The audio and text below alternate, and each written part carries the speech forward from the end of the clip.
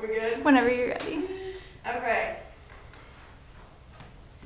The most photographed plane in the world, Air Force One, shows the strength of our nation with the words United States of America etched along the side. Air Force One has seen the world carrying precious cargo. It is the symbol of the American presidency. We see the president travel in style, but many do not understand Air Force One and the crew aboard. Air Force One first came about in 1944 when the Presidential Airlift Group was founded to transport the president on domestic flights. Franklin D. Roosevelt created the Presidential Pilot Office. For 20 years, many types of propeller-driven aircraft served the presidents. Not until 1962, John F. Kennedy was the first president to fly, fly in his own aircraft, a reconstructed Boeing 707.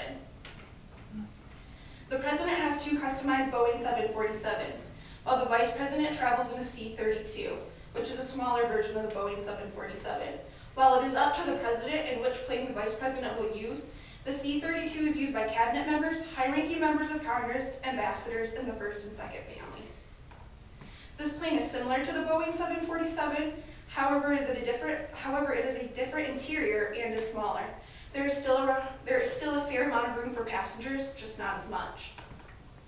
The Boeing 747 has luxurious amenities that include a galley that is able to produce 100 meals at one sitting, a private suite for the president, a large conference room that can turn into a dining room, and a private gym for the president and his staff, and for any emergencies, an operating room. There is also many areas for journalists, staff, and Secret Service to sit and sleep. The call symbols for the president and vice president are diverse, as well as the procedures taken when each one is on the plane.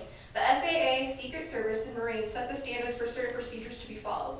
The information provided is what to call each aircraft when the president is on board.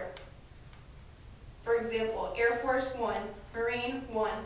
If the president is ever aboard a civil aircraft, the plane would then be called Executive One. If the family of the president is ever on board the plane, it would then be called Executive Foxtrot. If the first family is ever on board a private aircraft, it would then be called Foxtrot. Security of the president is the most important obstacle that Marines face. As a security measure, Air Force One flies in a group with identical helicopters. There could be as many as 5. One helicopter will carry the president while the other 4 serve as decoys. At takeoff, the helicopters will shift positions to hide the president's plane. Every flight is classified as a military operation. Before every takeoff and landing, the military inspects the runways as well as the plane. When Marine One lands, security teams all over base keep on lookout for any unauthorized aircraft.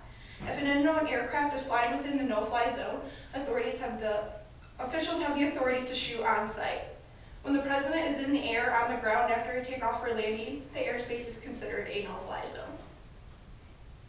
Besides security personnel, the president, White House staff, and crew members of Air Force One, this would seem like enough people to travel with the president and that he would have everything he needs.